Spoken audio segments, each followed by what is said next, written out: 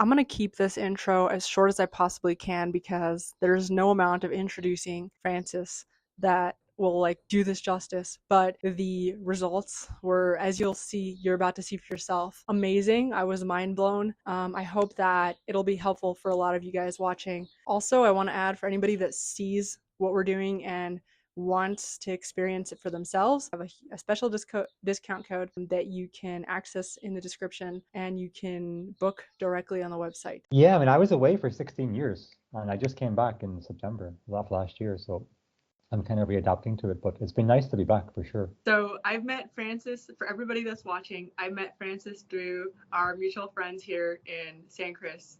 And they told me about human design, and I didn't understand what they were saying. Like they were trying to explain it and I didn't understand. So how would you describe human design? Well, human design, it's a pretty complex system overall, but from a high level perspective, what it is doing is it's a system that combines various wisdom traditions from ancient cultures, and it kind of unifies them into like one higher level perspective. So essentially, it's a combination of astrology, the I Ching out of China, the Kabbalah from ancient Judaism, and the chakra system from the old from India. And so it's unifying the perspective that these systems have on the nature of reality, and it's combining them with modern genetics and quantum physics, and it's creating like a unified theory for the nature of reality. What describes about the individual is everybody's unique differentiation. So it describes how we're all different in some way. And essentially, it's highlighting layers of what could be termed the unconscious mind. I mean, there's this thing in modern contemporary psychology where we say that like 5% of the mind is conscious. And then there's a substrate that's like 95% that's unconscious to us. And ultimately, that's what's driving everything that's happening at the conscious level, what's arising from the unconscious. So human design is shedding a light into some of the layers that are what would be termed unconscious layers within us. And through understanding our what's called the body graph in human design or configuration, through understanding that, we can have some visibility into what's driving us from a deeper level, and also how we're predisposed to interact with reality in the ideal sense. Human design differentiates between like our own unique differentiated self and the conditioned self. So the conditioned self is the child that goes through the education system and gets taught to think in a certain way or to be a certain way to become like homogenized to the existing structures in society. Yeah. So some people like they never really truly live out the life they were supposed to live, because they kind of give themselves to they kind of become molded into a homogenized field that exists outside of us in our societies. So human design highlights that and where we are potentially conditioned by the homogenized world. It also shows us what is uniquely us, and it gives us a strategy for undoing the conditioning and repairing that part of ourselves or healing that part of ourselves, and then bringing our own uniqueness online. It gives a strategy for interacting with people and with the existing structures in our societies. So that's kind of what it's getting at. It's a very deep system, and it can be understood on various levels depending on somebody's current understandings or where they're at. But it's very, very deep if you want to go into the very depth of it. That's so interesting because I've been learning recently about shadow work, and like people take so many years to uncover their shadows, like who they really are, and this sounds like almost cheat code to getting there, like as like faster than anything else. It's like if someone were to do all those years of work for you, like within a few minutes. Yeah, exactly. Yeah. I mean, human design, it won't do the work for you, but it will show you where you're most likely to have been most conditioned. So where your shadow patterns reside, it'll show you in whereabouts in your system they are. There's a whole theme or a whole part of human design called the not self, which refers to the like when we're behaving in a way where we're not actually our true selves. It's called the not self. And through, through doing like a self analysis, we can start to understand where the low hanging fruit is in terms of our shadow patterns. And human design goes into very deep strategies for firstly seeing the patterns as they play out in the mind and identifying them and coming into like what's often termed witness consciousness, where we begin to pull back into ourselves and observe the mind doing its thing and begin to observe the conditioned patterns playing out in the mind and then bring awareness to them and then sink into them deeper and begin to like bring what you could term like the body consciousness online, because when we talk about shadow patterns and stuff that's suppressed subconsciously, ultimately it's suppressed into the body. You know, if it's going back from, you know, from decades worth of different trauma and pains and stuff. So human design can give us a very, very easy access to seeing and knowing how to go about doing this work. And then it's ultimately, it's still a question of us doing the work ourselves. You know? But human design can very much highlight where to target it. If you know it, you can't unknow it. So it just becomes an automatic process. Exactly, yeah. Once you see it, you can't unsee it. Yeah. You mentioned that you've been traveling for like almost 2 decades. Yeah, I was gone for 16 years altogether. Yeah, I used to be an engineer, electronic engineer. I was a design engineer for the military, for military companies actually. So I was completely in my, what would be termed not self, not doing what I should be doing with my life in a way. And when I was 30, I had this, I don't know, I quit my job and I went traveling and I went to Asia for a couple of years. I spent some time in Nepal and India and got connected with Buddhism and yoga and those sorts of modalities. And then there was like some pretty significant changes came about after that. You know, I started doing like a daily meditation practice, probably almost like, must be 10 years now I've been doing it. And over time, that made a huge difference, you know, to being able to connect with who I was in a deeper sense. Then I spent some time then in the Americas, Canada, and then Central America, South America, and got involved with plant medicines and that sort of path, which was very impactful in my own journey. You know, I had a lot of stuff to work on from earlier on in my life, you know. So that work really catapulted my own journey, and I came across human design some years ago, and I was just completely intrigued by it. It just seemed to make sense in a way that I initially couldn't comprehend, but I became very obsessed about the system and spent a long, long time studying it and, you know, trying to polish my understanding of it. But it described reality to me in a way that no other system could, and it certainly resonated with the way that I'm kind of designed to process information and to understand things. We'll talk later about the definition of people's charts, but I have a lot of definition in the mind and the ajna center and the throat. So the human design system was a very like almost like a very intuitive system for me to work with. You know. That's so interesting that you're an engineer. Like it actually Yeah. makes so much sense now. Right. Yeah. Yeah. Because human design is all patterns, and it's a very left brain system. Yeah. You know, it's combining a lot of like right-brained ideas like the I Ching and astrology. It's all very right-brained and esoteric in some ways, but the system is structured in a way where it brings it into like a logical left brain, almost like scientific understanding. So the engineer in me certainly resonates with the way human design is organized. Yeah. That's so valuable because I think um, a lot of people like, I think that bridge is really important because um, a lot of like left brain types connecting to yourself, like a lot of the methods that would help you do that are kind of like woo woo, you know, like it feels very too abstract. And this is like one thing that I feel like actually makes it very understandable and palatable for those types of Yeah. people. Yeah, it's definitely the beauty of the system because it definitely is orientated much more towards like people who think in a logical way, which is pretty much all of the Western world since I would say like the scientific revolution 400 years ago. We've been kind of like we've been pulled into a left brain understanding of reality where we only see it in logical scientific terms in modern times. So Yeah. having a theory that can like explain the whole right brain world in a left brained way is like incredibly valuable. I would say it's the only way it can really work because it can get to so many more people in a way that they understand. Whereas if we're talking about astrology or the I Ching in and of themselves, it requires a certain openness in terms of a right-brained perception for it to have any impact on somebody. But human design can make sense to pretty much anybody, I think, you know, if it's explained to them in the right way.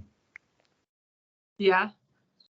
And okay, so before we go on to my reading, I'm Mm, actually curious about your meditation. So you mentioned doing like a meditation every morning. Could I ask yeah. what that's like? Like how long is it, and what do you think about or not think? You know, I'm Yeah. trying meditations. I'm such an infant with everything right now. So Yeah. I would generally do a couple hours a day, like maybe an hour in the morning or 45 minutes in the morning anyway.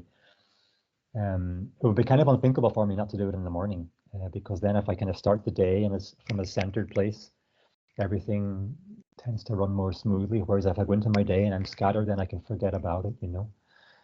So my practice would have evolved over the years, you know. I would have started like very just with very basic stuff years ago of like just general mindfulness and trying to stop thinking, trying to stop the thoughts arising, which is not really the way to meditate, but ultimately it evolves into a place of more like what we're talking about before with witness consciousness. So sinking back into a deeper sense of like just pure awareness and watching the mind doing its thing and watching the patterns play out or the complaining or the anxiety or whatever it might be in a particular day, and just anchoring into this like kind of like a pure like I am awareness, like with it's just pure witnessing rather than being blended with any kind of thought patterns that are arising in the mind.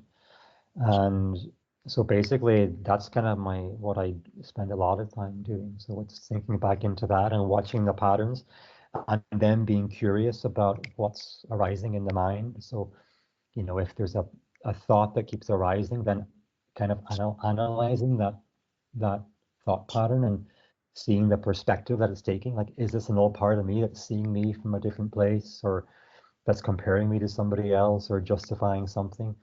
Like, is it some kind of dissociated aspect of me, or I'm trying to like understand that so I can kind of then come to a place where I can begin to integrate these parts of me into one awareness that kind of expands around all these different aspects of me. Because I suppose ultimately, like we're all like by the time we get into our 30s and 40s, we're just like a combination of ego states, like every ego state we've ever been in our mm-hmm. life, whether it's the 4-year-old or the 8-year-old, and all the things that we go through are all still in the psyche somewhere, and they can all have like different personalities that are all still alive and inhabiting these shadow parts of our consciousness.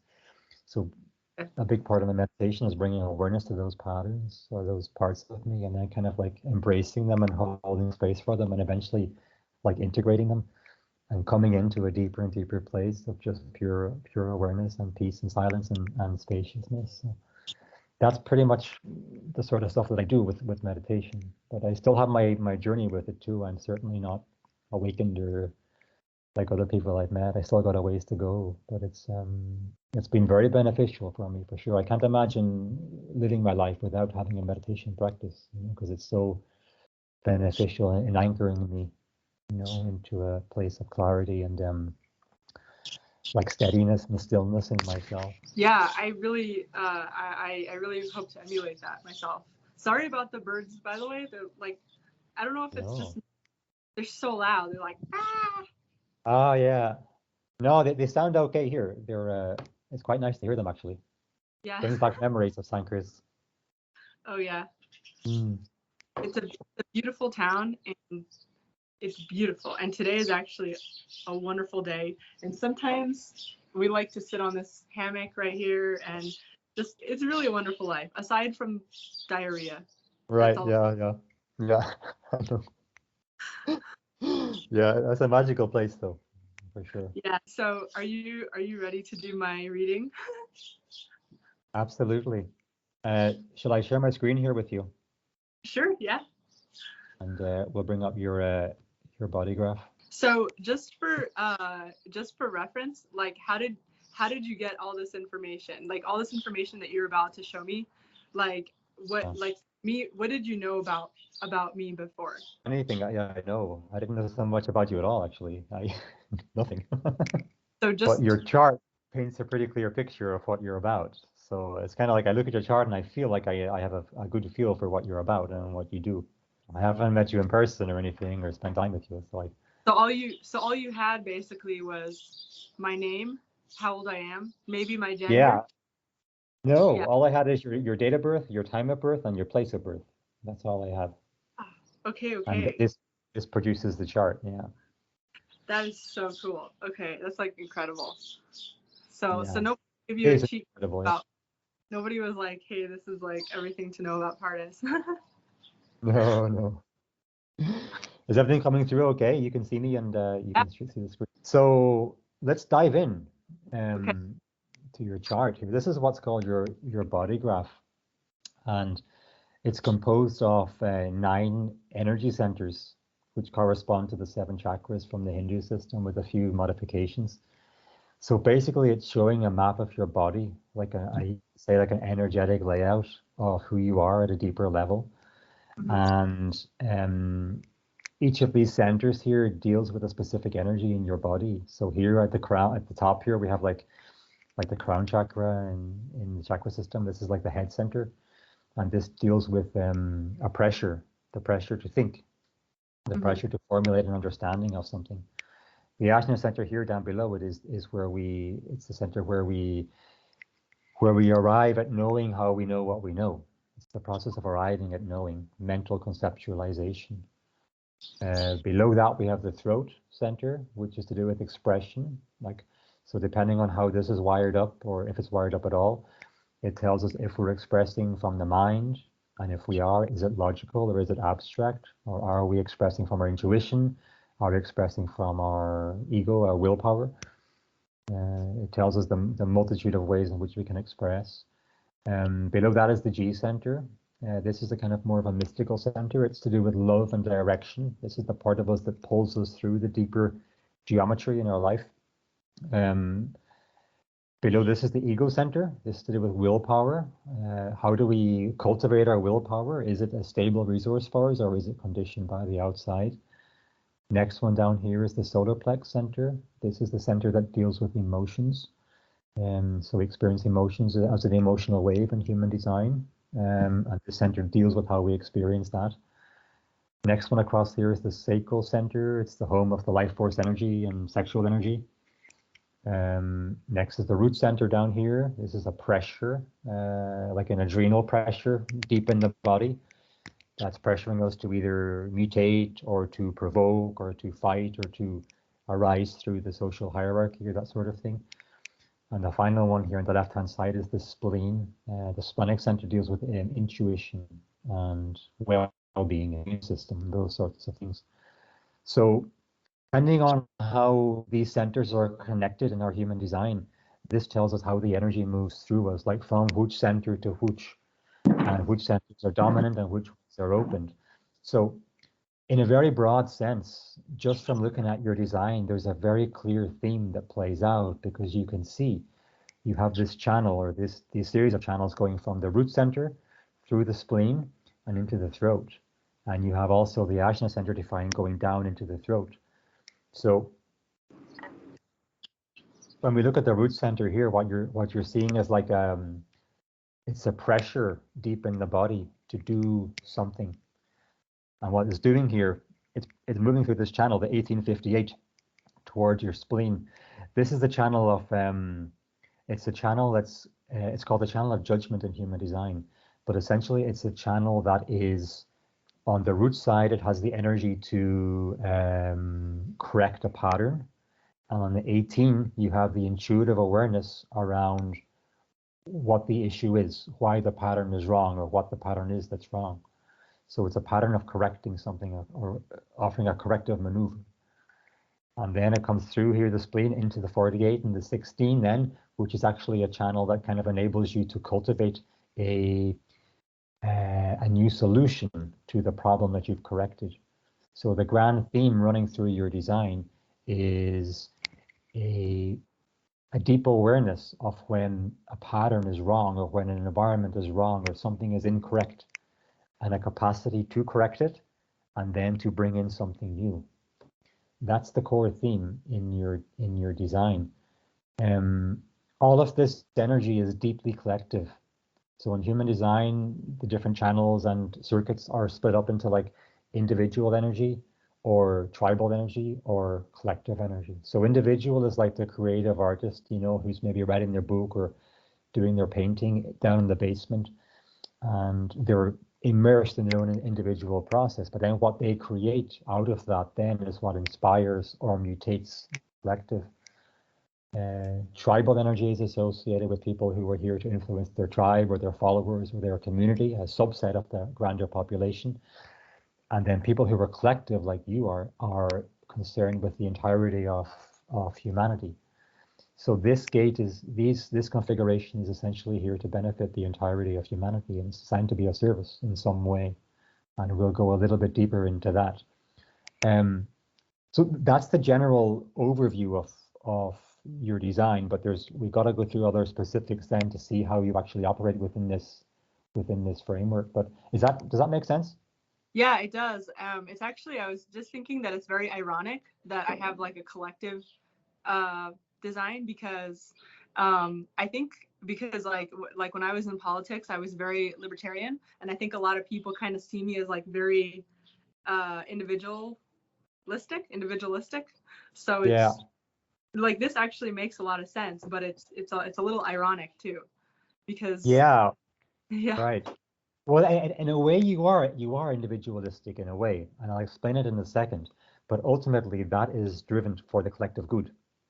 Okay. Um, and I can explain that to you because, so the first thing to understand in human design is your type. And as you can see here, you're what they call a manifester. There's four types of beings in human design. There's manifestors, there's generators, there's projectors, and there's reflectors. And these four types describe people at very, very deep levels, levels that would be deeper than race. So they describe like deep, like energetic predispositions for how somebody is designed to interact with society. Manifestors are people who are here to have impact. They're here to bring something in to the world in an impactful way. What type describes is actually somebody's aura. So it describes the form your aura takes, and it describes the mechanics of that aura in relation to other people and other environments. So the manifestor aura is naturally it's closed and it's repelling to other auras. It's not actually designed to interact so easily with other people or to collaborate with other people in a way that other auras are. And the reason for this is that because the manifester is here to manifest something, they're here to bring something into the world that's new and novel, and they're here to do it in an impactful way. So, in a sense, they're not designed to be influenced by other people or by the existing structures that we have in our society. There's something in the manifestor process of them manifesting what they're here to manifest in its purity without it being diluted by other people's opinions or judgments or needs. Yeah. Does that make sense? Yeah. Mm. So the manifestor is very much concerned about what they're putting out. They're here to do something and they have the energy to push it out rather than to be liaising with other people or worrying about what other people think or what other people need. They're kind of in their own individual process in terms of manifestation. So that's also Uh, very interesting to me because I am, when I'm around other people, I'm very easily influenced by other people. It's very, I mean, right. it's not long term, but like it's very hard for me to be around other people. And maybe I'm like skipping ahead to stuff that you're already going to say. Well, we spoke a little bit earlier about the not self. Um, I should have explained this actually as we come into your body graph, but you'll see here some of your centers are colored in and some of them are black.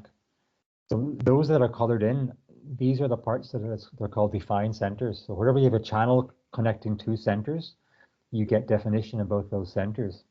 And these are parts of your configuration that are intrinsic to who you are, and they're experienced consistently within you. You have access to these energies within you at all times.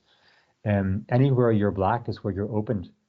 And this is where you're subject to the conditioning from the outside world. So this can be, these are the points where you're most likely influenced by other people and other people's needs and other people's energies. And we'll come to that in a little bit for sure, and we can dive into it to see if something resonates. But Okay.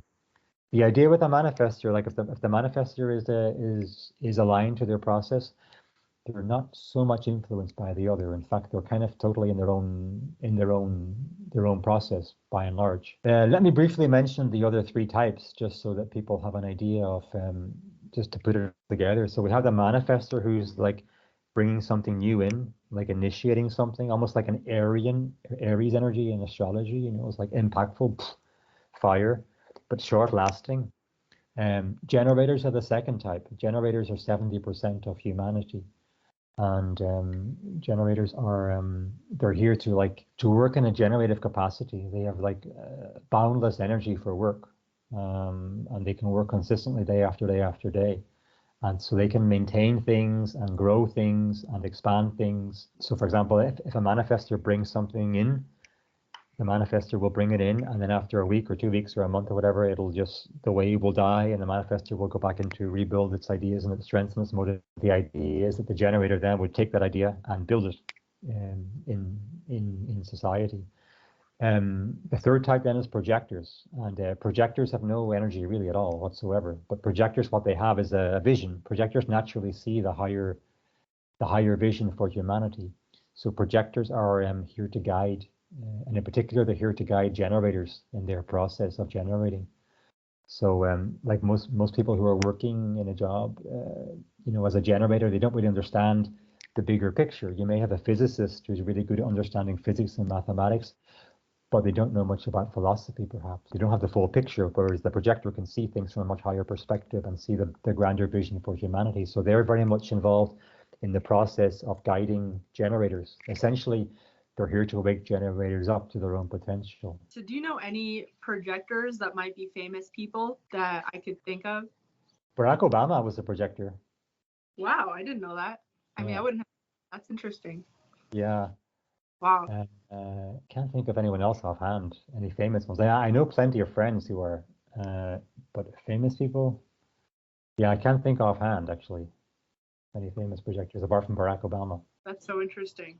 Yeah, generally projectors are ideally the people who are the CEOs of major companies and in world governments.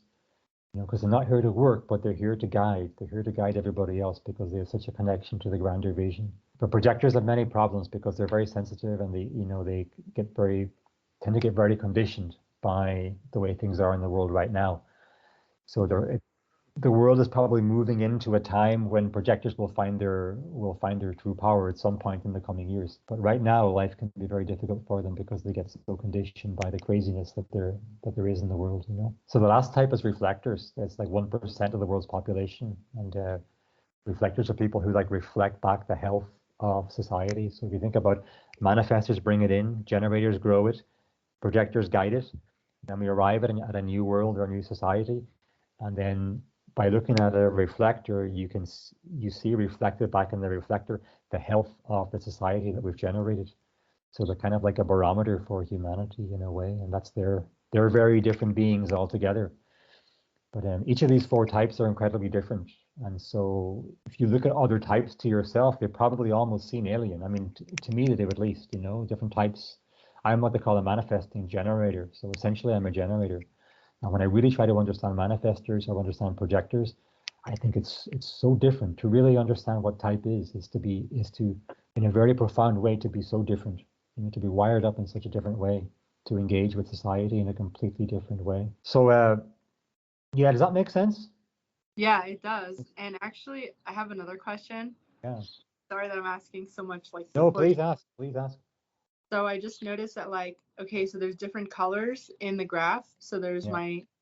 the head part is teal color, and then there's Yeah. maroon, blue, brown. Like, what are the different colors? And then also, what are the Yeah, colors in the strings? yeah. Well, the colors of the centers, actually, there's no good answer for that. That's just the way the system was devised. I mean, if they're any color at all, then they're defined. The Aishin, if it's defined, is always green. The throat's always brown.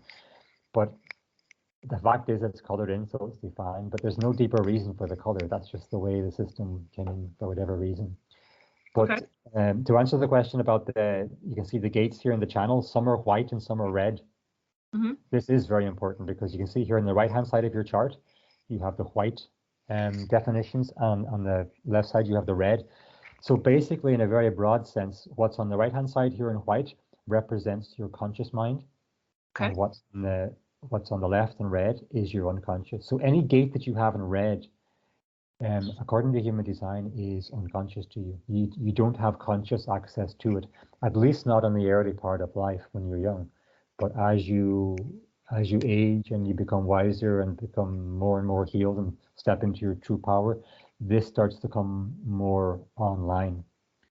Whatever you see in white is kind of it's called the personality. So like the personality ego identifies with these traits. And so any gate that's in white, you would probably see this energy in you quite clearly yourself. What's in red, other people might see, but you may not see so easily. So what's So that red that you're pointing to right now? Like, what would that indicate that other people see that I'm not seeing? this is gate 17. So it's your design sun. This actually represents a very deep part of you. This is in the Ajna center. So it's like it's logical energy, and this is a gate that's designed. It revolves around seeing the structure of reality in a logical way. So at a low expression, this energy is like somebody who's grounded in an opinion, like a scientific is attached to that opinion. At a higher level, this is an energy that can kind of like almost see outside of the matrix and see it for what it is, and sort of see the architecture of it in a logical way in their mind's eye. And it's pointing towards the 62 here in the throat. And that's where it's through the 62 where the energy is kind of spoken into form, where it's described for other people to understand. So up in the 17, you have the mental conceptualized seeing of what you see. And then in Mm-hmm. the 62, you have the ability to express it. That's what that deals with in the Ajna Center, yeah. So But that's as actually a very, go ahead. sorry. So as I become more consciously aligned with that part of me, would the red then go back down, like down to the throat, like? Well, you haven't got the 62 defined. You'll see you got the 17, and it's called a hanging gate. So you have the ability to like mentally conceptualize the architecture of whatever it is that you're seeing, but it may not come natural for you to actually express that in an understandable way for everybody else. It may be something you'll have to work at. It's not necessarily easy for you to do that. But of course, it can be done. It just means that this gate 62, because it's hanging, is more open to conditioning. But because you have a defined ajna and a defined throat, and you have this channel here, the 4323, you probably have a pretty good pathway for explaining your mental process to others anyway. We'll Yeah. talk a little bit more about this later on for sure, because it forms a part of what's known as your incarnation cross. So in human design, there are wherever this is the sun placement here. So wherever the sun is, it corresponds to 70% of who we are. It's the most impactful placement, almost like in astrology where the sun sign is the most impactful. So the sun and the earth on the personality and the design side make up 70% of who we are. So a part of the journey in life is understanding the personality sun and earth and getting to a point where they're kind of more integrated. And then this 17 then and the 18 start to come more online. And there's a separate process that plays out then of allowing this to move through you and begin to radiate out through you. So in terms of like where the 17 is placed here in the unconscious sun, this is kind of what keeps you healthy and vital by allowing this part of you to move through from the deeper place. For example, you are orientating yourself consciously in your life in a way where this was inhibited or in some way repressed or not acknowledged or not expressed. it would probably affect you in a way where your body might start to get beaten down in some way. There would be a pressure in you that wants to be expressed, and where it's healthy for you to actually then express it. But I'd like to come to this and spend more time on it a little bit later in the reading. But I would definitely like to give you the basics of the manifestor, and like to understand how the manifestor operates, because so in human design, if we have to kind of understand our type, and like the sort of the mechanical strategy for how our aura works, because if we're misaligned with that, then anything that lies deeper beneath us then isn't really accessible to us if we're operating incorrectly. So let me explain a little bit about the strategy. So the strategy for the manifestor is to inform. Every type has a strategy, and it's how they have to move through reality in a way that can help them fulfill their mission, and to work within the confines of their own type. So the manifestor is to inform.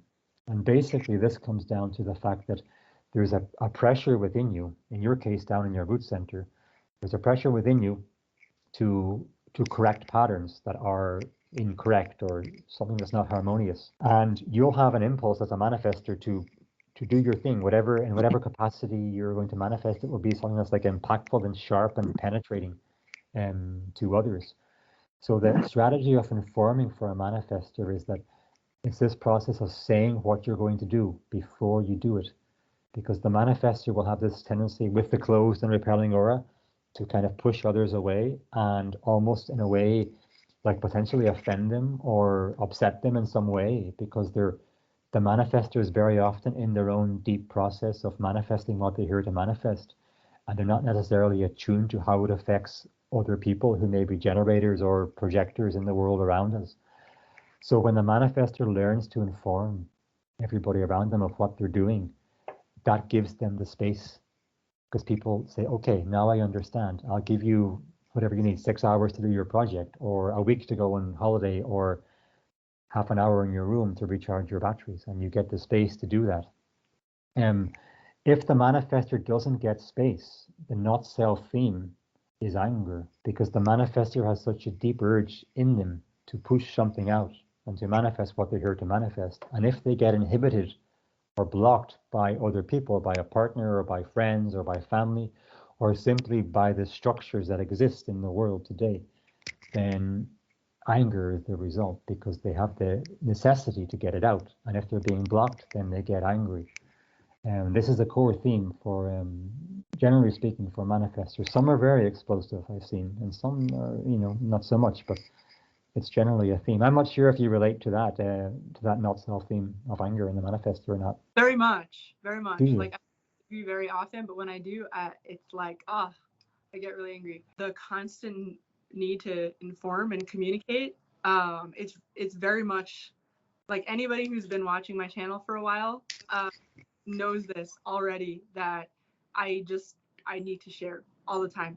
And oftentimes it feels like a really nice thing. Like, it feels like sharing and love for me. I mean, it is sharing, but it feels like love for me. But it's actually very unsettling when I share something and another person takes that as like an attack or not love. You know what I mean? And it Yeah, feels right. icky, like it's like giving somebody a gift and then they spit on it. Yes, I understand. Yeah, yeah. I think other types can often perceive the manifestor as being harsh, and it's not their fault. It's not that that's actually the case, but that can be the perception sometimes, because they have this aura that's like, in a way, pushing people away. And it's not like open and enveloping like the generator aura, for example, is open and enveloping. It's pulling people in order to respond to. And the manifestor can be very perplexing to other people. They're not understood. So on the other side of anger, what you have is what's called the signature. So when the manifestor is aligned and everything is going smoothly and they have the space to manifest, what they're after is peace. And essentially they want to, it's the peace to be allowed to do what they want to do, how they want to do it, to not be interfered with. There's a deep need to not be interfered with by people who don't get their gig. It resonates with me a lot so far. Ah, wonderful. Yeah, that's great. By the way, this strategy of informing, it doesn't come natural to the manifester, really. They have to learn it. There's no natural part of the manifester that wants to actually go around informing other people. But for their own sanity, they have to learn it. How do you find yourself with informing? Do you tend to inform all the time, or do you have a hesitancy to do it, or how do you relate to that? It's actually a constant battle, like for as long as I can remember. In fact, this morning I woke up talking about it with my partner, and it's just always been a battle for me. Is like I don't like on the one hand I don't feel like explaining myself to the world or to anybody, but on the other hand, there's a part like I feel like I have to. It's also satisfying too, weirdly. It's very satisfying. Even if I were to say something that I know everybody will hate, like just sharing my thoughts and opinions, like even if I know that everybody will think it's just the silly thing or they'll hate it or nobody will want to talk to me, it's like going to the bathroom for me. It's very satisfying. Right, yeah. The next thing to understand before we delve deeper into your design would be what's called the authority in human design. Authority revolves around the process by which we make decisions. So almost everybody out there, when it comes to making a decision, they make decisions from the mind, and the mind hypothesizes and evaluates the pros and cons of saying yes or no. But essentially, what's happening to the vast majority of people is that there are conditioned patterns in the mind that play out. And ultimately, the mind is very powerful, but it's not really actually an authority for our own decision-making process. With this authority mechanism, it's what it's essentially describing is there's a part of the body that we can connect with that will give us the answer, the yes or the no, in terms of what the right answer is to making a particular decision. There's various different types of authority, about 12 different types of authority overall, but your authority is splenic.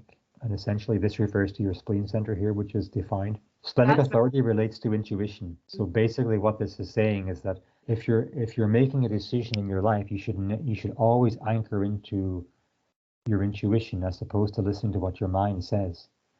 And this is with intuition, it's a notoriously difficult process because the intuition is very it's like a faint whisper or a faint sensation in the body that most people would have great difficulty in hearing all the time, or most of the time the mind is just much more dominant and in control and noisy. So there's a thought stream in the mind that interferes with our connection to our intuition, and it can be quite difficult to hear. But according to your human design, this is your authority. So cultivating an alignment with your intuition would be it's the only way that you can successfully operate according to human design. That's really interesting also. And I Yeah. find that makes sense with a lot of my decisions, that I'll talk to people and they'll be like, I don't know why I did this, but like deep down, I'm kind of satisfied with why I did that. But I don't really know why. This is just like one tiny example, probably not even a good one, but like when I was living in the States, I didn't want to have kids. I would talk about it, but it was like I just secretly like just cringed at the idea of like being a mommy, having family and all that. And I wanted to move offshore because one of the reasons was like I wanted to want to have kids, which is weird because I was like in my mind I was like that's stupid, but I feel like that was kind of my intuition to Yeah. care, because like it was right, because I do actually want it now that I'm here. Interesting. In a Yeah. way, I don't know if I'm I Yeah, don't know. no, yeah, right. Yeah. Your intuition will tell you for sure because according to your design, it knows best. That's interesting. Yeah, it's definitely worth cultivating a relationship with your intuition, and if you can, if you want to try the experiment of aligning with your human design, to really tune into it all the time. So if you're walking down the street and you feel an urge to cross the road, then cross the road and kind of like let your body know, yeah, I felt that signal and I crossed the road, and watch what happens, or if you're driving your car, for example, and you get an impulse to like slow down or something, then slow down and see what happens. I mean, it could be the case that you're driving down the road and like on a busy street with cars parked, and like You get an intuitive hit to like hit the brakes or to pay attention, and a kid or a dog runs out from behind a parked car or something, you know. And that's the kind of way it works with the splenic authority. But the thing about splenic authority is like, firstly, it's difficult to connect with because we all have a busy mind. And secondly, it's not, it's only wise about the moment.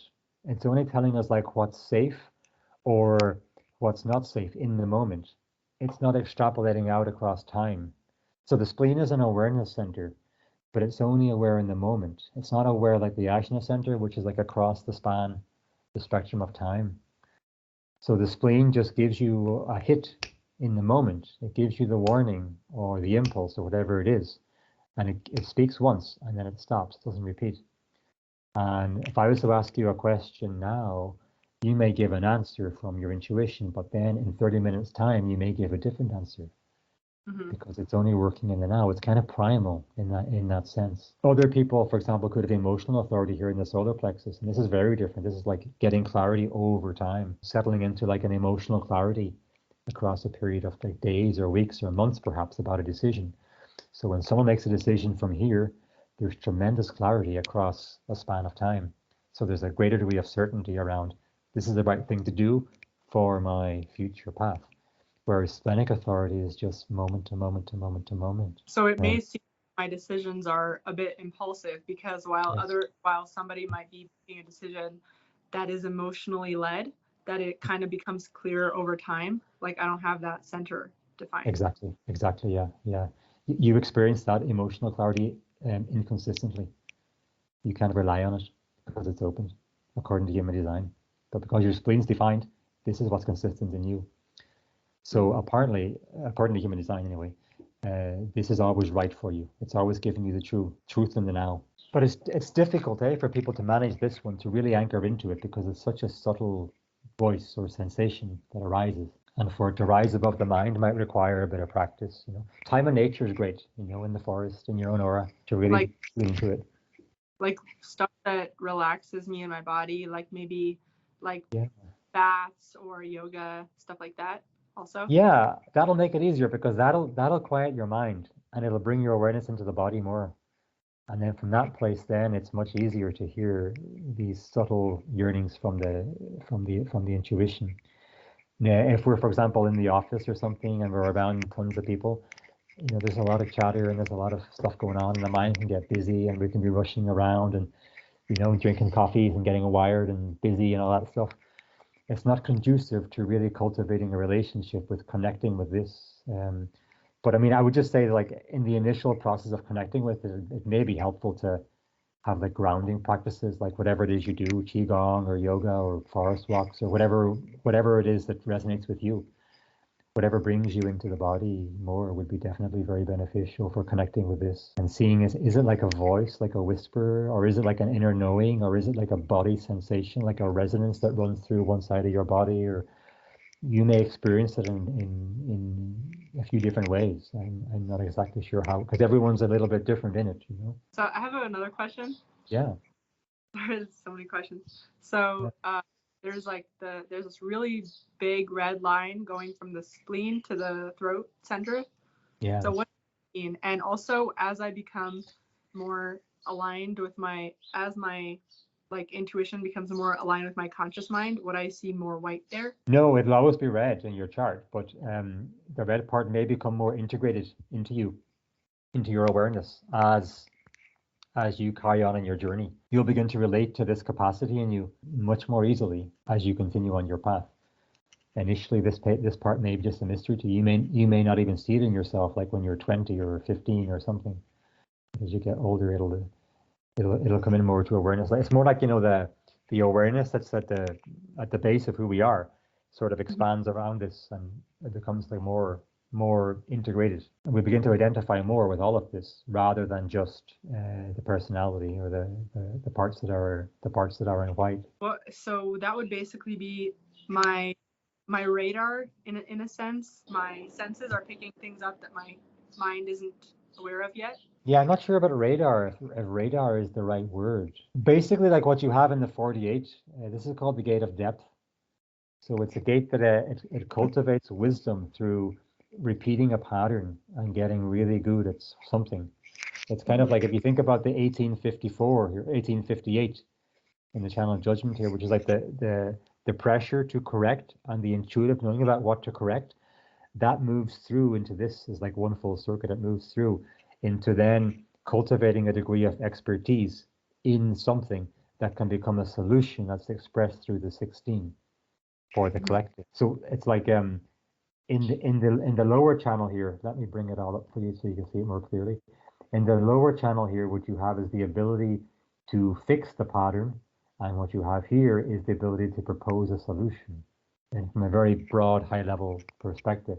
And the part of you that's proposing the solution is unconscious, purely unconscious. This part of How you. make like how does that even make sense? How am I proposing a solution without even thinking about it?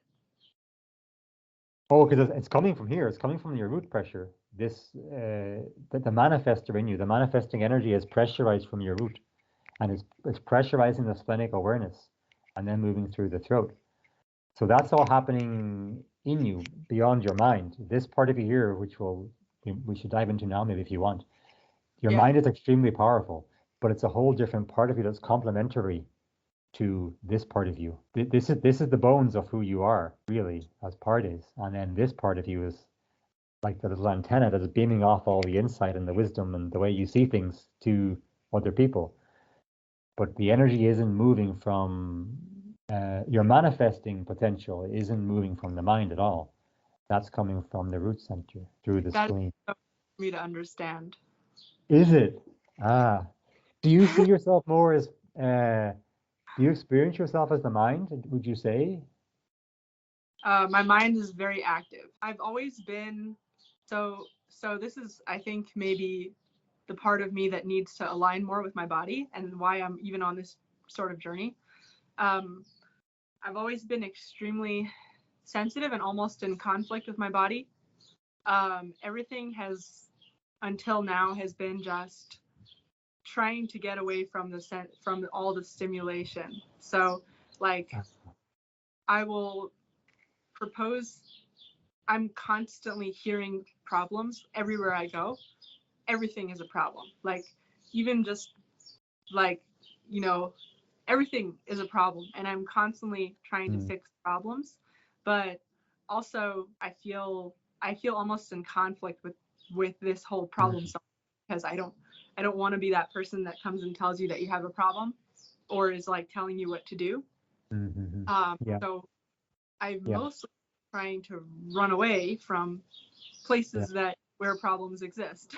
yeah. Yeah, I hear you. I understand. Yeah. Thank you for sharing, by the way, because yeah, when you share this stuff, then I helps me to see in your chart where I can help you out to explain what your chart suggests. Is there like a discomfort or something that you experience in the body or a sensation or something that you have?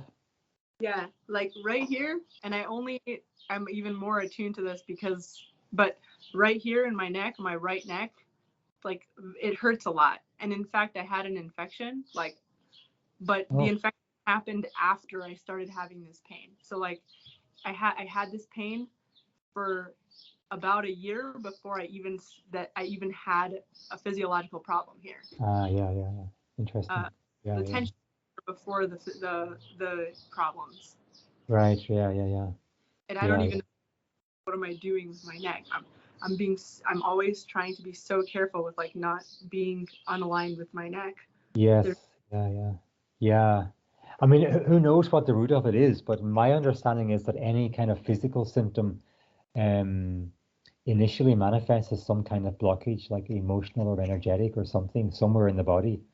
And then because we don't tend to be attuned to the deeper sensation of what it is to be blocked somewhere in the body, it eventually manifests then as some kind of a physical issue that arises later in time. But what I was drawn to when you were describing the sensation of like finding it hard to really embrace the body, mm-hmm, your conscious sun here, which I was saying was 70% of who you are is in gate 52. So gate 52 is down here in the root center, pointing upwards towards the sacral center. So this is kind of like a huge part of who you are at the personality side. And it's called the gate of it's called the gate of stillness. But essentially, it's a deeply collective gate. So it's kind of connected to the collective, the unified aura of humanity. And at a shadow frequency or a low frequency expression, it's kind of attuned to the collective stress that we all experience collectively. And there's Hmm. something about this, the way this archetype works or this energy works, is that its path is to come out of the collective stress or the collective fear into a place of stillness that's kind of holding itself out of, like, up and above that interference that it's kind of attuned to at the collective level. So there can be a theme of being like stuck in this a sensation of however it manifests in you, whether it's fear or stress or something. And then there will always be a tendency for almost everybody to come into the mind more so, and just to not want to fully sit with that feeling deep in the body all the time, because it can be so uncomfortable to be with. It's like an alarm that's going off all the time. Yeah. Um, I think anybody who has that kind of definition down here may well experience that. And the tendency, especially when you have such a powerful mind, which I definitely want to talk about your mind once we have this part clear, because it's incredibly powerful and it's a great tool, but it's not your master according to human design. It's like it's a good servant, but a bad master, as the old saying goes. So if the mind is running a show, or in other words, if the mind becomes the authority rather than your spleen, then you can tend to potentially run around in circles and try and fix things and figure out things in the mind without ever fully being able to sit into that feeling of discomfort in the body and kind of expanding into it and then up out of it, which is the path with the 52. Does that resonate with you at all, this energy of the 52, I'm wondering? That does very much. Yeah. Because another thing is like I don't feel like my mind is working of my own will. It feels very much like my mind is being given orders from somewhere else. Like it feels like my mind works really well. You throw a problem my way and it'll crack it really fast. Yeah. And also my left brain, I think that my left brain works pretty well. Like I was in Geek Squad when I was in high school. I was always really good at cracking all the calculus problems or whatever, but Yeah. it doesn't feel like I have control over like what is it's going to crack. So if I'm around Ah, people with a lot of problems, it's going to try to crack whatever's there. yeah, yeah, okay. Yeah. It feels a That's little bit like I'm trying to control it, but I can't. right. Yeah, yeah, yeah. I understand. Yeah. Yeah, I think like for you and I, from a human design perspective and what your design is suggesting, really feeling into like your perineum down at your root in between your genitals and Uranus, that area there is kind of the core of who you are according to human design. And if you're able to like cultivate a practice where you're able to like find an anchor into that part of you and kind of see yourself as being that as well as your mind, but also feeling that you are this too, and feeling a sense of like being grounded into that. What could be useful for you might be like the Schumann resonance. Schumann? Uh, the Schumann, the No. Schumann. It's like I think it's a frequency of like 7 point something hertz, and it's the frequency that the Earth energetically vibrates at, or something like that.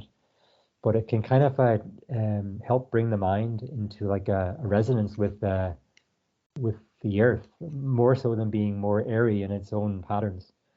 And it can help to bring the awareness down into down into the root center and anchor it into something. What is it? Like how do I how do I look for that? You probably get it on YouTube. If you just type in Schumann resonance, and you'll probably get a tone. It's like a little tone, a frequency. So you Okay. could sit and meditate for 20 minutes and just see how it feels, and notice the sensations in your body, and try and come down in and feel into yourself as deeply as you can, and sort of tend to, if you can, try and feel yourself as being the root as well as the mind, and not be completely mind orientated. That may be something that's helpful. I'll also pass you on some stuff about the gene keys, which I talked to you about, I think, before, Okay. because it describes very beautifully how this archetype works, so how to raise it up from the low frequency of being stuck in the collective stress and fear, up to kind of like bringing the body out of that interference and into a place of stillness, because ultimately it's from a place of stillness that you can correct. You can't really correct effectively if you're caught up in the haze and the, in the eye of the hurricane with the collective stress that everyone's experiencing. If you see here, what you see in your sun is a 52, and your earth is the 58. So in human design, it's like these are in opposition astrologically. So when you have energies in opposition, what you have is like a harmonic tension between them. It's like two north poles of a magnet repelling. And the idea is that during your life, it's like you integrate the light of the sun into the earth. That's kind of the metaphorical description of what's happening. So if you can think of this as like you're bringing the 52 into the 58. So the 52 at the low frequency is the collective fear, discomfort, vibration of what's going on in the collective. When it comes into stillness, it moves into the 58, which is the pressure, the root pressure to correct. That's where the manifester in you is beginning, is pushing the energy out to 58. So the idea is that you cultivate a depth of stillness within you, and you have your energy focused on one particular thing, and you're kind of like, you pick one thing to focus on, and you're not caught by everything else that's going on in the collective field. And then you move into a corrective maneuver from that place. That would describe, I would say, the principal challenge that somebody with this design would have in their lifetime, is getting to a place where these two parts of you are integrated. So where the stillness is there and the movement towards a corrective maneuver is kind of effortless and much more integrated. And where the mind obviously isn't so much involved in that process. That the spleen as your authority is guiding that process of when the energy moves, where it moves, around who it moves, and what environment it moves, and at what intensity it moves, and how it does it. That's all defined by the intuitive hit you get from the spleen, as opposed to what the mind thinks might be best, the best way to interact with such a person or such an environment. That will, according to human design, that would just lead you astray. Does that make sense about this movement from the 52 to the 58?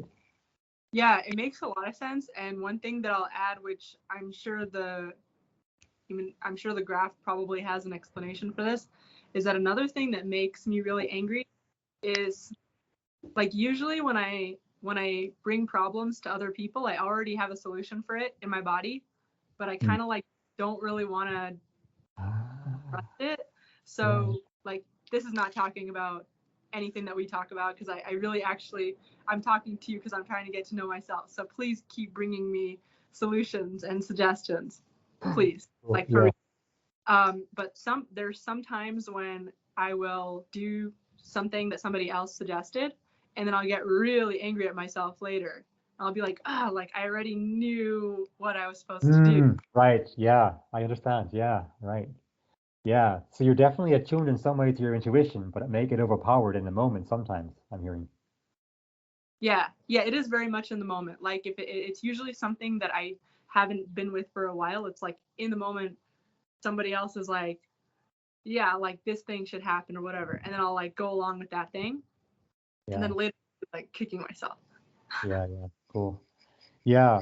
So there is something about, like, I think it's very difficult to quiet the mind if we haven't got somewhere else to anchor the awareness. So if you can understand this idea of like what the authority is, and how your intuition actually functions, then quietening the mind can become much easier, or taking the responsibility away from the mind of hypothesizing and making decisions becomes much easier when you understand how the intuition is working in some way. So I'm hearing that you have a connection with it for sure already. So the more anchored into this that you become, the easier it will be to get the mind offline and to use the mind purely as a tool that it's designed for, and get to the point where it's not interfering in the movement of this energy from the roots of the spine to the throat. Does that make sense?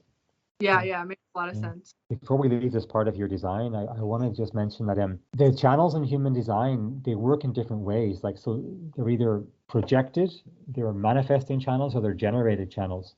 And this describes how the energy moves through. So manifested channels, like you're pushing the energy out forcefully. generated is coming from like a sacral, the life force energy being forced through it in response. Projected channels then require an invitation from somebody else, and then the energy just seems to move of its own accord. It's not being forced out in the same way as other energies are. So what's interesting about your design is that you're a manifester. So you're designed to initiate and like forcefully appear stuff out there. But these two channels that you have as part of what make you a manifester are actually projected channels. So you can't blindly push the energy out. It's not designed that way. This energy moves much more harmoniously and effortlessly if you're in a place where you have some kind of an invitation from somebody else to share. And this is perhaps not so easy to understand as a manifester, because as a manifester, it's in your nature to get the impulse to do something, or in your case, to correct something or suggest something. And you're not naturally concerned about what the other person might think. But in order for you to be most effective, being in an environment around people who actually give you the invite is how it moves, how the energy moves most effectively. So I would say, like, if you're in an environment with 5 people, and you get the intuitive hit, oh, there's something wrong, or I want to make a comment about the way this is done or whatever.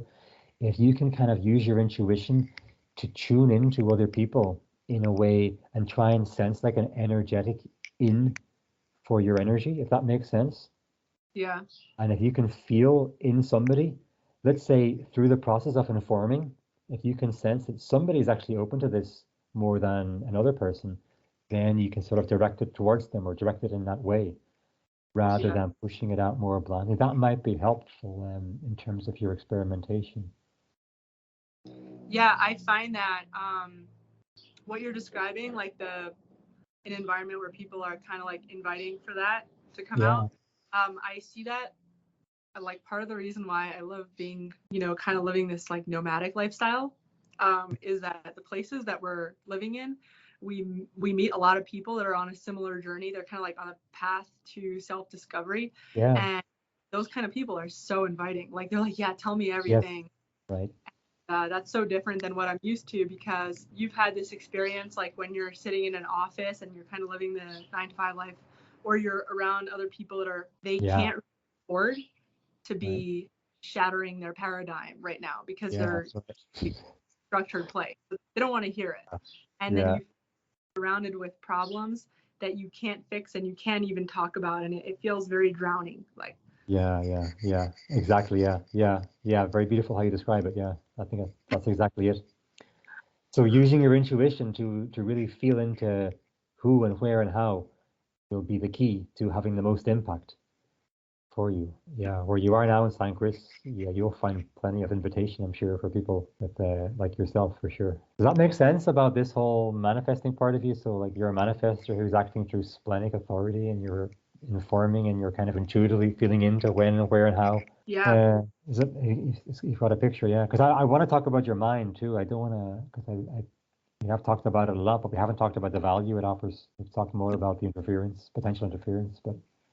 It makes a lot of sense. I think I'm ready for that. Okay, so in human design, when we talk about the mind, it's always called outer authority, which means it's only useful for helping other people. It's never like an inner authority. So in your case, your inner authority is your spleen, your intuition. The mind really has no business telling you what to do. And if it is, then it's the not self playing out according to human design, which we'll get to after this. But so your mind is essentially designed as a tool that you can use to help guide other people in their process. What you have here is your well, firstly, gate 17, which we spoke a bit about as your design sun here in the unconscious side. And we talked about how allowing this to express is kind of what keeps you healthy and vibrant and radiant. So being around people who allow you to express that mental understanding, or that the way that you kind of perceive the architecture of reality in your own logical way, kind of bringing that into manifestation is important to allow that energy to sort of move through you in the way it's designed to move through you. So obviously being around people who, again, invite it out of you. This is also projected energy. So being around people who invite it out of you, who appreciate your insight, who appreciate the gift that you have, that of like farsightedness. This is often a channel that's like seeing way beyond where the average person can see. So it's not so easy. If we try to force it out, it's never going to be easy for other people to understand us. So it definitely requires a degree of invitation. You also got the 4323. This channel is one of the coolest channels in human design. It's called the channel of structuring officially, but it's also called the freak to genius channel. This is in the 43. It's individual. This isn't collective. So it's your own individual knowing, and it's kind of like a left field understanding or take of reality. In the 43, what you have is insight. Insight that's just like a funnel into like God knows where it's coming from, but very high places potentially. And it's been funneled down through the 23 into the throat, which is essentially, it's designed to like express the quintessence of the vast insight. So it's designed to explain something hugely complex in a way that's very simplified and easy to understand for somebody else. So when you have the full channel, you have the connection to the insight and the ability to express it concisely. And it's incredibly powerful. And it's called the genius to freak channel because you can either appear like a genius if you say it at the right time when you're invited, or you're a complete freak if you're running around talking about what you're perceiving up here to people in a 9 to 5 office job. They'll just think you're crazy. But it's a very powerful channel. It's very beautiful. I have it myself, and I know many other people who have it, and I can almost see it in somebody when they're speaking. I can hear it, you know? And in you, this is conscious, it's pure white. So it's a big part of what you're about. I mean, and this is very valuable for you in terms of like outer authority. So when you're making YouTube videos, you've already acted upon this impulse, you're following your authority. This then is like very much complementary. It's adding layers and layers of like understanding and helping people to understand like higher level concepts and see things from a bigger perspective and funneling it down into an easy to understand way. So it's very complementary to you in terms of getting your message out there and getting that whole mental world that you have of where you see things in a very deep and a very wide spectrum. Being able to express that in a very concise way it's a great gift, and it's very complementary to what you're about. The only issue with this is that it doesn't become the authority. That you're not blended with this. Like your awareness isn't totally identified with this part of you, but rather you're sort of in the body, and then your awareness is also anchored into the mind, but you're acting from a place of balance between both, where this in the body, the spleen and the intuition is kind of purely the authority, and it's directing you and guiding you on your journey. And this is like a little antenna that's beaming off all this insight to anybody who sends an invite your way to hear your understandings. Does that make sense? Yeah. So it's like it's a very strong servant that is working for my splenic authority, basically. Yeah, it's working for you as a whole, for sure. The battle that you'll have is remembering that the spleen is your authority and that you don't get totally consumed by this, because it's incredibly, like, I know what it's like myself. It's very like satisfying and like intriguing to be, you know, philosophizing and thinking about whatever comes through this stream, the 17 and the 43. Yeah. Like, it's mind blowing sometimes what can come down, when we have our moments. And but just not getting sucked into it and getting to the point where you can say, okay, I got to stop thinking about this now. This is just, and knowing when it's right to use it as a tool, and knowing when it's right to, okay, turn down the volume and anchor back into the body and get the direction from there, from the pressure, in your case, from the pleasure and the root, guided by the splenic awareness. That's all pushing towards the throat. Interesting. And then, so just like a random question. So how do you, like, when you find, so I call it a tunnel. Like whenever we go out, we'll go to like a coffee shop, or we'll go and like, we'll have an engaging conversation. And sometimes I'll get stuck in a tunnel, Yes. in my mind. So how would you get out of the tunnel, basically? Like what's like your easiest quick fix? Well, I would say like if you're in a conversation in a cafe and somebody's inviting you, that's perfectly fine to be expressing from that place. The danger with this would be to be walking around the street, lost in your head, daydreaming about something. That's kind of a misuse of it in a way, Hmm.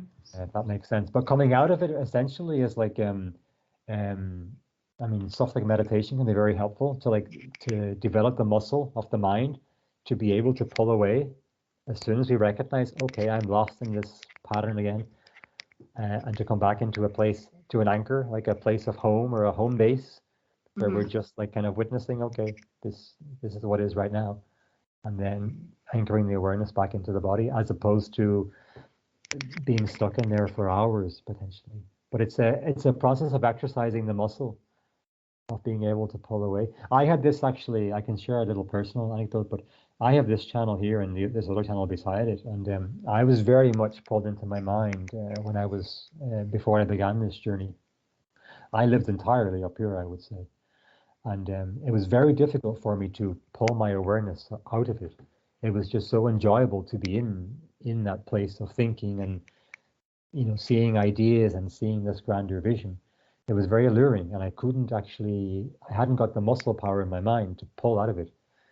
But through meditation, it became a lot easier, and through different grounding practices and really cultivating the sense of having a base for like a home base for the awareness that I can pull into, and strengthening that anchor over time. But it's definitely, I would say, a process for most people to do it, and it's perfectly fine that it's that way. Yeah, does that make sense about like when it's useful and then when it's got a hold of you? Yeah, yeah, very much. Yeah, it's definitely a very beautiful gift, to be able to share from there can like really like empower other people, and really inspire them and help them understand things, that we understand or that we just naturally see. Because not everybody has this. Yeah, that's pretty cool. And actually, Yeah. it's um, it's interesting because there's a lot of times when I assume that everybody is thinking the same thing that I'm thinking, and I'll Mm. say as if obviously everybody sees that same thing, and then I look crazy. So Yeah, right, right. Yeah. like, Yeah. Yeah, yeah, yeah. Yeah. Yeah, yeah. Yeah. You can also, I mean, in those moments, you can also tune into the intuition too, and you may begin to get a deeper sense then of who's aligned with you, who's on the same plane, and who's not.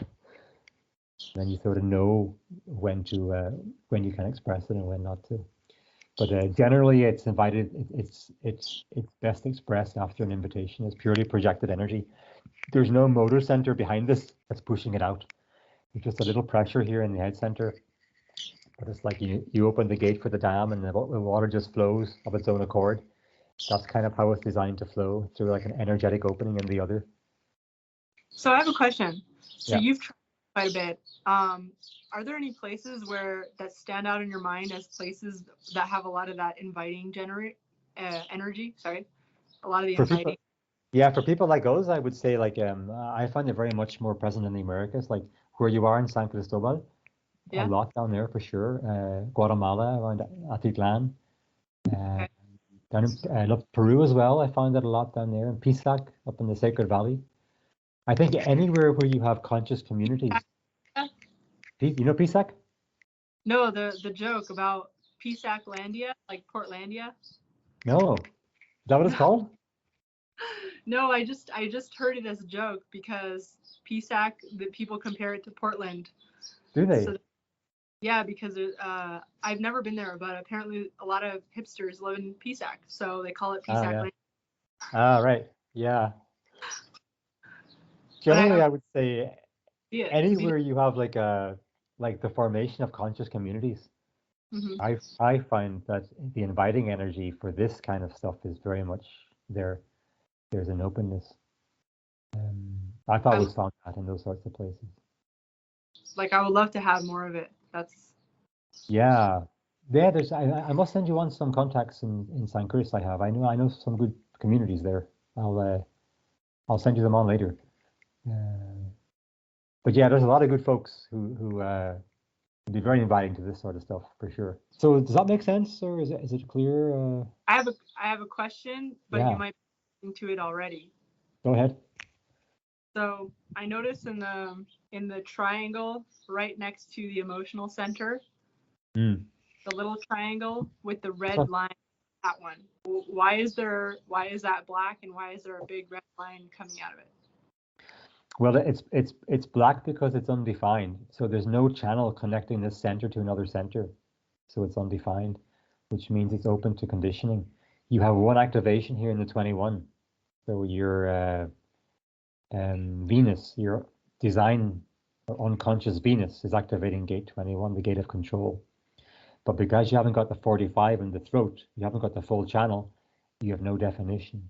This is the ego center, or it's also called the heart center. It's the center where we cultivate our willpower. Um, this might be a good time actually to go through the not self for each of these centers. If you like, we could start on that now. Sure, yeah. So it seems like I would say we've pretty well described your design and how you're ideally designed to work. So the main thing that will block you from accessing your unique design is your openness. These are the centers where you're most likely to get conditioned through your life experiences. Each of these centers has a unique theme that plays out. And so the most significant one is always the solar plexus in most cases. This is the center where we experience emotions. It's how we experience the emotional wave.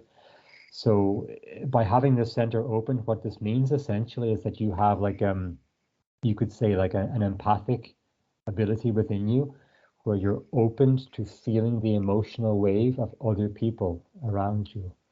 Mm-hmm. And this becomes a problem usually in childhood. If somebody grows up in an environment where there's like an emotional instability or volatility in, let's say, for example, a parent, um, someone with an open solar plex, a child with an open solar plex would feel that emotional volatility in the parent and kind of take it in and amplify it and then like identify with it and have to deal with it, thinking it's theirs when it's actually somebody else's. So what happens then as the child develops and goes through their process is that there's an unconscious process that evolves where the child would tend to shut off to some degree the capacity to feel emotionally. And what this plays out as is the main not self theme for the solar plex, which is avoiding confrontation in truth. So it may be that with an open solar plexus, people then as adults have this pattern that's playing out in them where when it comes to making a decision, there may be a pattern that plays out that says, well, I don't want to have to feel the emotional wave of this person when I tell them what I got to tell them, so I won't tell them. But maybe their authority, in your case, your spleen might say to you, say this to this person or correct this pattern. This is wrong, correct it.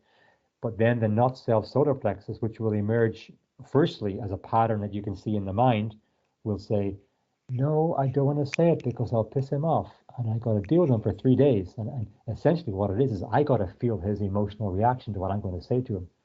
And my pattern is so ingrained to close off from that and not want to feel it that I'll totally avoid the confrontation. That's how the not self solar plex tends to play out in many people who are open here. So it might be worth contemplating it or watching for the pattern in your mind if it's playing out. I haven't I don't spend a lot of time with my parents, but I talk to them a lot. I mean, Yeah, I don't talk to them a lot, but I feel them a lot. So yeah, I've told my parents this before, and they thought that I was being like sacrificial or altruistic when I said this. Um, but it's actually playing out really to be really true. So I told my parents when I was younger, like, I really need you guys to be happy. Like whatever it is that you need to do, go, go to the gym, do yoga, like do spend time on yourself. yeah, And my parents are they're very traditional. They're very like community and service oriented. And so when they hear like you need to be happy and spend time on yourself and take care of yourself, they see it as like, oh, this is like a service that I'm doing for you guys. like I'm trying to be nice to you, but really, even if I don't talk to my parents at all, even if I weren't to talk to my parents for like a whole year, if they're unhappy even a tiny bit, like it affects me a lot. And I feel like they've gotten happier over the years, like as they've gotten older, significantly since I was a child. They've started to do things for themselves, like self-care, self-pampering, things like that. I think that's like the greatest service that my parents could do for me, is to just be and do take care of themselves. Right. Yeah. Right. I mean that in a purely selfish way. Like Yeah. Right. Yeah. No, it makes sense. Shall we go to the next center? That makes sense, does it, about the solar plex? Yeah. Yeah, so you'll be looking for a pattern in the mind initially. That's how you can start to see if it's playing out in you or not. The pattern of avoiding confrontation with truth. I'm more likely to leave the situation than to have those conversations. Right, yeah, right, yeah. That's how the solar plex operates. Yeah, the open solar plex. Yeah. So what you got to do in that situation is really feel your intuition. So whatever your intuition says is what you do. And then you observe the mental pattern that wants to run away and not get involved. And then you practice in a safe way around people who are easier for you to deal with. And then you can start to clear this out. Oh, I should have also mentioned that even so the center is open and it can be very debilitating for some people depending on what they go through at some point in their life. But then eventually, once we're cleared out, these become like open windows that we can see out through. So we begin to potentially become very, very empathic with the open solar plex. But then we can develop an understanding of like, this is my emotion and this is somebody else's, and this is where I end and this is where they begin. So it can be a great gift, if you think about people who are like very good therapists, they can give talk therapy, but they can also feel at a deeper layer what the client is feeling and where they're blocked, or if it's grief or if it's anger or what it is and where it is and what it's related to. They can have a deep insight through their empathic capacity through an open solar plex to tune into that and then talk to them in a way verbally where they can guide them into a process where that can begin to move in them. So they can be very, very powerful beings, with an open solar plex once it's cleared out and online, and it's not closing down out of an ingrained pattern. This may be a theme in your life, or it may be not so much. It just depends. But some people that can be very severe, and other people then it's not so much of an issue. But it's definitely worth contemplating, because it will be what blocks you from connecting with the authority. It will be a part of the mental patterns that are playing out that block the connection to the intuition. So next one is the ego center, or the heart center is also called, as you pointed out. This is a center that deals with self-worth and willpower. Essentially, it's like an energy that's cultivated by the ego to want to do something, like to make a promise to do something. So if somebody's opened here, essentially it means that their will is open to conditioning. So like the sense of self-worth essentially can be conditioned by an external force. So the most common here, for example, is a child who is conditioned by a parent to believe that they have to earn the parent's love rather than just getting it unconditionally from the parent. Somebody with an open ego may develop a pattern where they go through their lives and they feel unworthy in a very deep sense of who they are, and they're constantly trying to prove themselves. So these can be people who are like workaholics, in a big company and very successful materially, and everything may well be aligned in their life in the material plane. But then there may be a shadow aspect to them of where there's like a 5-year-old ego state that's still in control, that's like putting in all this effort to try and achieve something, that's ultimately trying to prove something to somebody to get this love that they never got as a child. And my experience of giving readings to people, I'm defined here, so I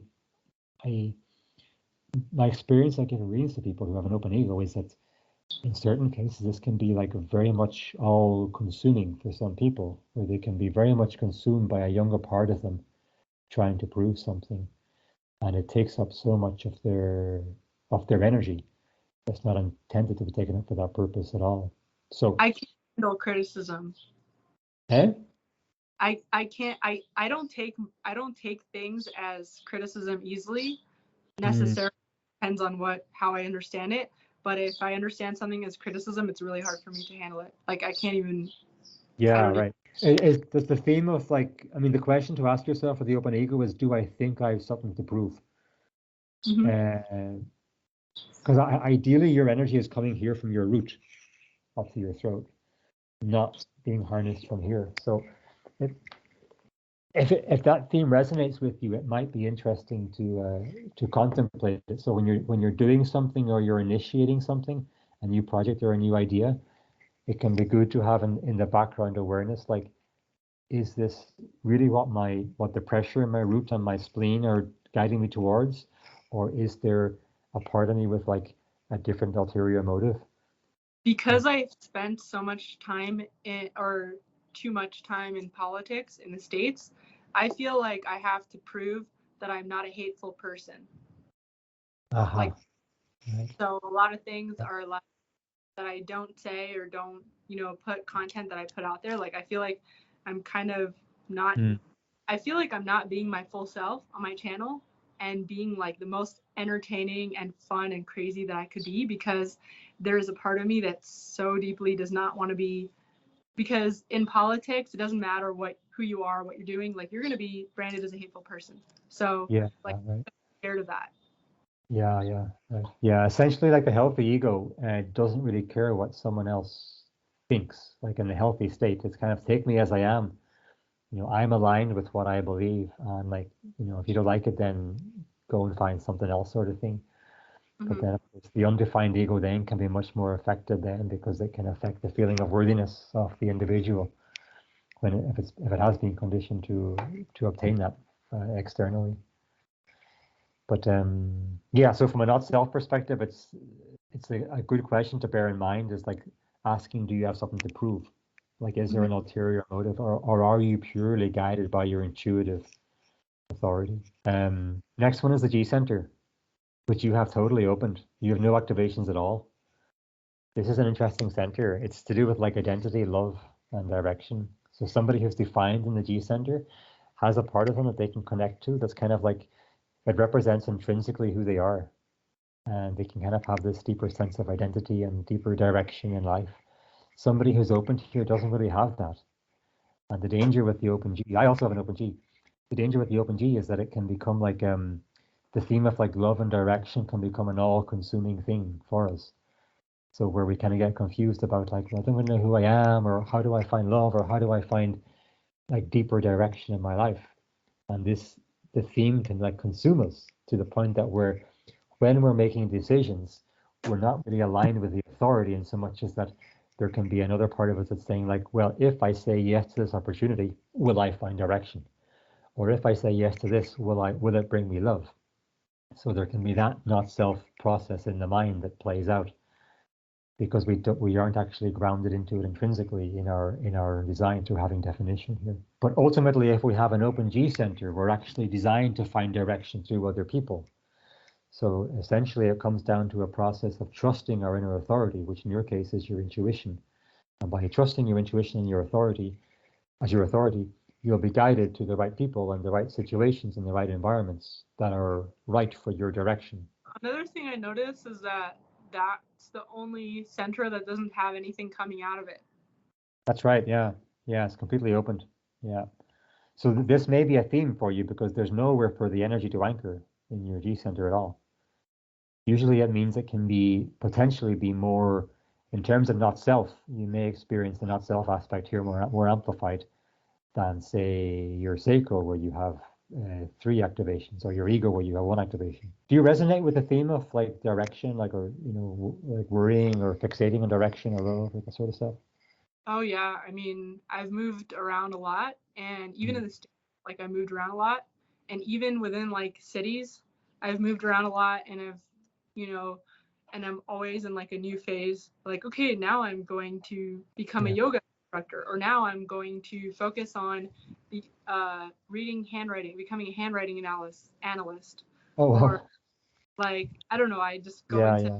where Yeah, I yeah. There is something very much I want to get to it afterwards, but there's something in your design with your third line about being very experimental, and I will get to that. But Okay. the secret is like you can try many different things for sure, but as long as you're being guided by intuitively what's right for you, then it's totally correct for you, and that will provide you direction.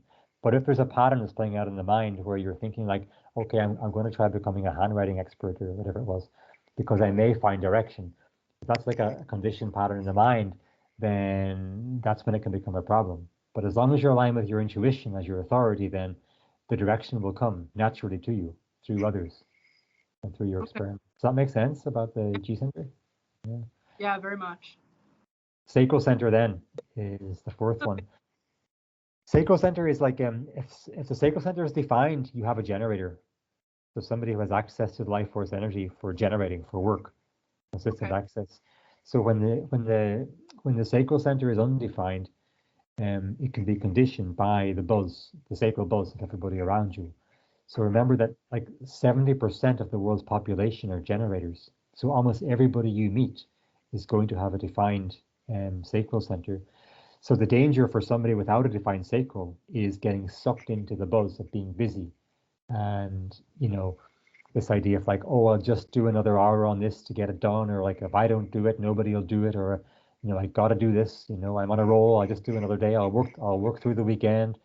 It's that sort of stuff. And it's like the theme actually of the sacral center is not knowing when enough is enough, not being able to stop.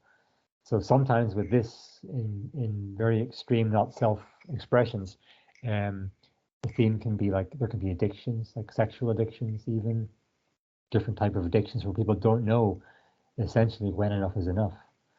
So for someone like a manifester, it's always really beneficial for you to disengage from company before you get exhausted, before you're just like totally buzzed up for hours on end and then you totally collapse.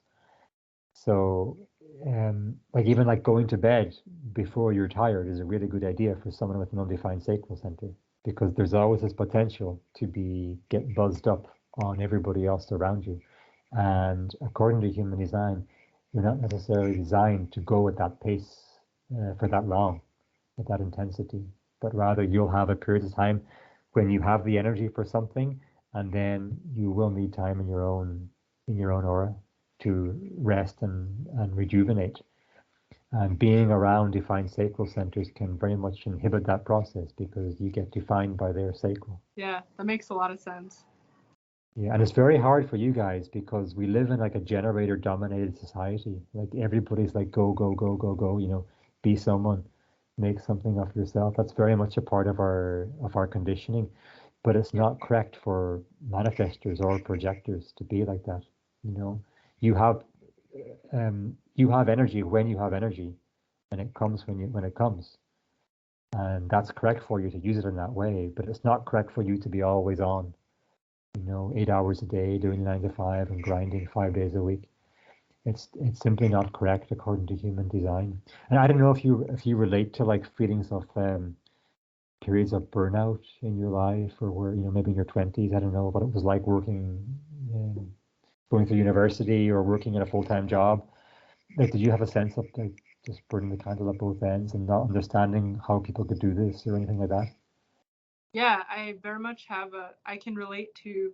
I can relate to the bursts of energy and then the just periods of complete exhaustion. Like I Yeah, can.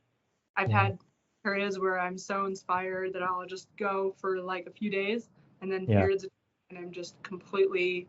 yeah, I yeah, out of bed. yeah, Uh, yeah, I yeah. tried to be a psychiatrist. I have multiple psychiatrists over that because I thought I had manic depression. Like, Uh-huh. and not just that, I thought I was bipolar, like so many different things. Yeah, And I did an evaluation and they said finally that you have adjustment disorder, which is like so vague. Like, it's yeah, just, it just means that you are moving around a lot. Like, you're just settling. yeah, So, yeah. Well, yeah. I'm so curious how they define us, with these labels. yeah, it's just because I have bursts of energy and then sometimes Yeah, I'm really tired. yeah.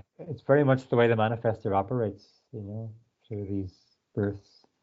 And then the key with having a undefined sacral then is knowing the moment to say, okay, I got to pull away here and it's time to rejuvenate, rather than waiting until your adrenals are shot and you're just totally fatigued. It can be very difficult without a defined cycle to know when enough is enough. And people who don't get the message then can do it for years and years and years, and then suddenly they've got like adrenal burnout. And for someone like you who's very much like root dominant, this is all adrenal energy. That's where the energy is coming from. So if that's getting jizzed up and revved up on the sacral buzz of people around you, it very much stresses the system, I would imagine too, which could lead to burnout. So yeah, it's great that you can see that your natural incline is to act in bursts and then to rejuvenate. But And it's that's the why period. because with YouTube, with like content creation in general, it's like you can create content, like burn the candle at both ends and create content, and then you Yeah. can just schedule it out. So Yeah, even right. Yes. Yeah. period or burnt out, it doesn't matter. Yeah. Yeah, right. Yeah. It's ideal. Yeah. Yeah. Final open center here is the head center. So this is basically what it comes down to is like a busy mind, which we all have. 70% of humanity have an open head center. So the theme is like thinking about things that don't matter. Essentially, it's like I have like a psychic capacity to like pick up on the thoughts of everything that's going on around us. And it can be very difficult with an open head to understand like what's truly ours to think about or what's truly worth thinking about. We tend to take in other people's problems or thoughts and like get busy thinking about them and entertaining ourselves in our head around mulling things over and trying to answer other people's questions. Actually, the not self question to ask yourself is like, am I trying to answer everybody else's questions? So if you can, like in your mind, if you can come back into a deeper sense of awareness in yourself and observe your mind and see, like, am I trying to answer other people's questions, or am I actually focused on what's truly relevant for me? So the head center is a place of like deep distraction for a lot of people when it's opened, and it's potentially, but then it's also a great gift if we become more aware of, because we can see the potential of the ways of seeing things and ways of processing different things. But if we're not aware, we can get caught up in that process of thinking about things that just are no part of our process whatsoever. To put it all together in terms of the not self, you have these 5 centers which represent 5 themes. And you'll see these 5 themes potentially play out in the mind to different degrees, depending on how intense they are in terms of how they play out in the not self.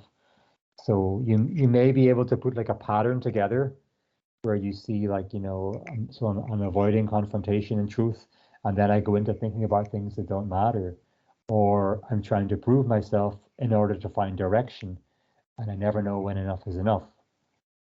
You can put these things together and, it'll be different for you and as it would be for somebody else, but these may be like the 5 core themes that you would focus on if you're going into like doing deeper shadow work. You would likely find the bulk of what's more accessible to you through these 5 themes, and they may play off one another in different ways too. I see that gate 59 is like, is that the most defined? The most it's conscious in your cycle, but you've got 3 activations. You've got gate 5 as well. You've got gate 5 twice, conscious and unconscious. You've got gate 59. 59 is a gate that's pushing towards the solar plexus.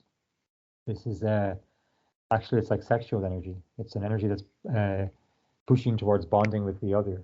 It's looking for the it's tribal energy, so it's not collective like the rest of you. It's very much collective. This is tribal energy, so it's actually an energy that's seeking the correct bond, not in terms of like physical attraction with somebody, but more like looking for like the genetic continuity with a partner that's the best, that provides the best offspring to benefit the tribe. Interesting. Yeah. Yeah, that makes a lot of sense because I do like think a lot in those terms. Oh, do you? Yeah, I can imagine. Yeah. Yeah. Like with me, dating is very much that, like talking about genetics, which is funny. Oh, really? Yeah, I do talk about that a lot. Yeah. Yeah, I can send you on some information if you want about the 59, if you want to contemplate it more deeply. Where is Okay. it? It's your conscious Mars. Yeah. I would definitely recommend the Gene Keys if you want to contemplate these energies more deeply, because describes very beautifully how the archetype works and how to Okay. connect with it inside of yourself. Yeah. Yeah. I'm definitely Yeah. interested. Before we finish, the last thing I wanted to mention, and I should have mentioned it earlier, is your profile. I did things a bit arse-way. So normally I would mention the profile earlier.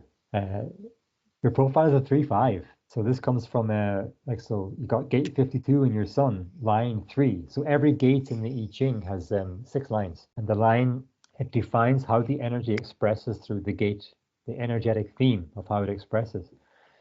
So the sun, for example, will enter gate 52 and then go through line 1, 2, 3, 4, 5, 6. And there's a different theme of the expression as it goes through each of the lines.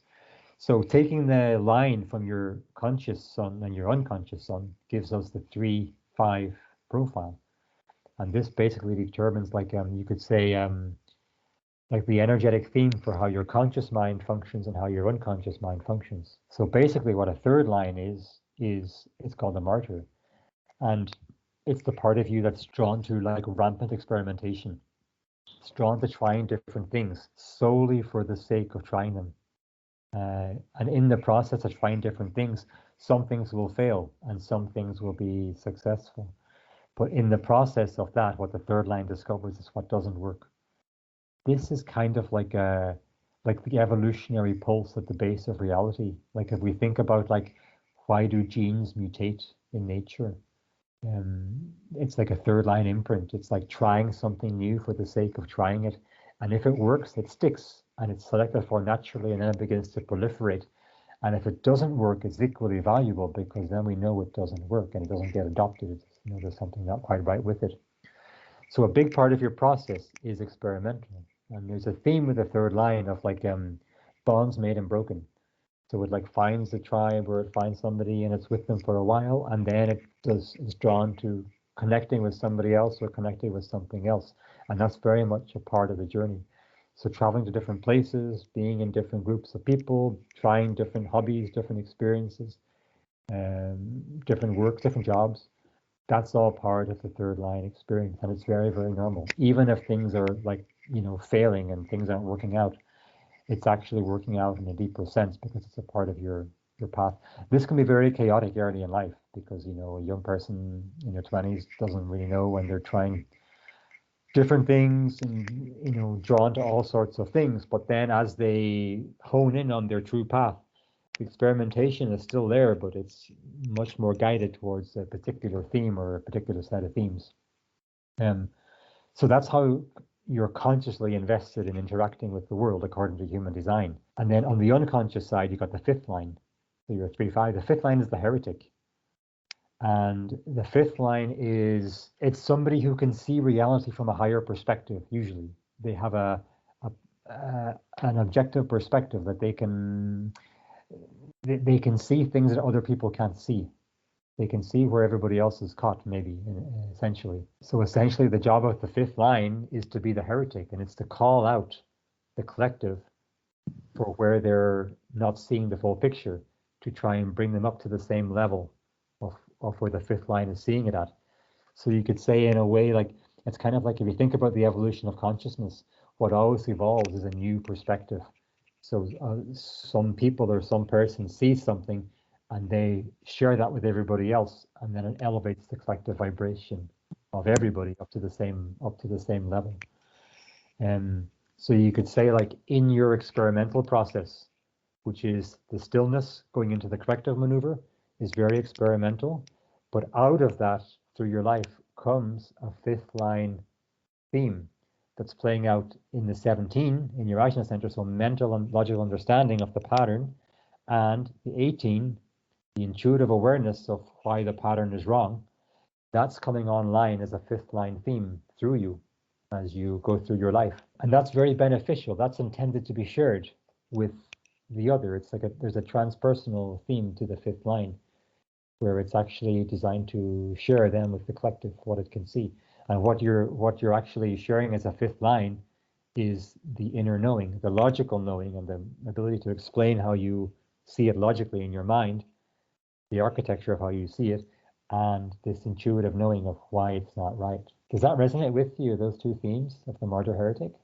Yeah, that makes so much sense because I've been in so many groups And I don't know if you I mentioned this, but like I grew up in like the Orthodox Jewish community, and I left that, which is it's very hard to leave a community like that because Mm. and I didn't become anti anything, but just leaving it, meaning not adhering to the rules anymore. It's very hard because it's such a rigid community, and I've sort of like gone in and out of a lot of different communities, mentalities, and things like Mm. that. Right. Yeah, So yeah. thing for me, so I get sucked into stuff like that very easily, but then I always end up leaving it. Yeah, yeah. I don't know. Yeah. Quite normal for the third line. And the key is to not to be adversely affected by when things don't work out, because there's great value. Because remember, what's emerging through you later in life is the fifth line theme of being the heretic and being able to call it out. So a part of your process is figuring out what doesn't work, because that is so valuable then in terms of what you later share with the collective when things really come online for you. It's all perfect in its own way, even if it's like difficult at times, the running around and trying different things. I'm also a third line myself, so I very much really I'm a third line conscious too, so I know the how it works. What's your unconscious line? Six, which is What's the that? role model. Well, let me Role? explain this. I'll give you the pattern of the six lines. So the first line is called the investigator, and it's Mm-hmm. kind of somebody who's a first line will have a tendency to want to understand something at the foundational level. So they'll be acquiring data to build up a mental picture of their reality to generate a sense of safety in the body. Because it's the first line, so the energy is opening up. We don't know anything yet. So it's building up a picture through acquiring data. Second line is called the hermit. So the second line knows something because it's already past the first line, but it's still stuck in a survival strategy. So it's stuck in its own space, enjoying its gift, but not actually out there doing anything with it, is waiting to be called out. Third line is the martyr. So it's experimenting like we talked about. It's out there trying to figure it out. Fourth line then is called the opportunist. The fourth line externalizes into reality what the third line found to work. So what you find to work through your experimenting, somebody else takes that with the fourth line and puts it out there, yeah, externalizes it. Fifth line then sees everybody caught up and swimming in the fourth line externalization, but sees the holes and the flaws in what's been externalized from a higher perspective.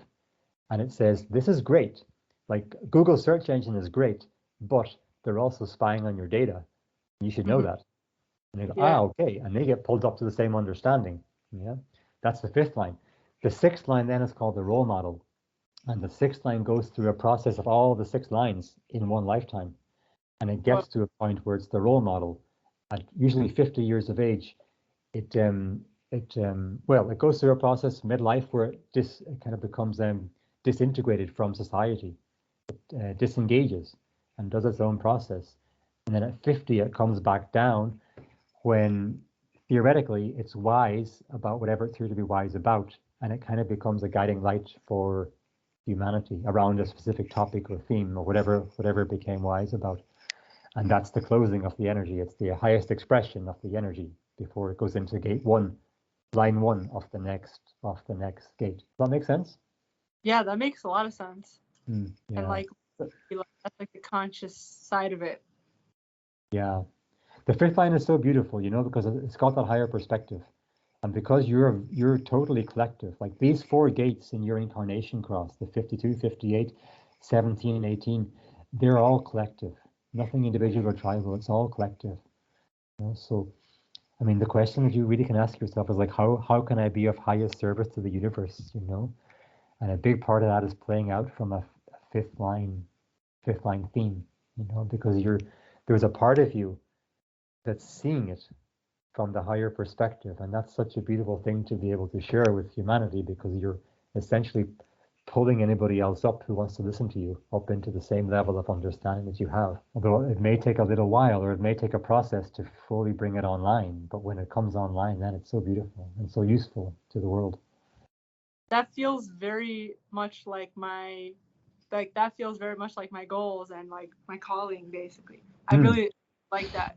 Like it feels very validating to what I'm always trying to do, but I don't know what I'm trying to do. Like Right. It's the idea that kind of like bringing awareness to things that other people might not see or like don't Yeah. even just like vlogging, like, hey, I'm in this place, and like, that Yeah. nobody is seen.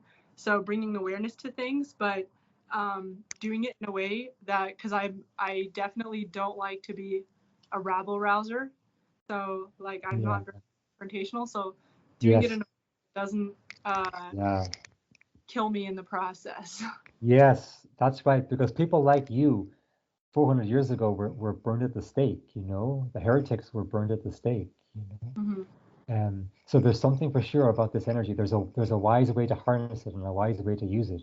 And there's a knowing like when to say something and when not to say something and how to say it and who to say it to and where to say it.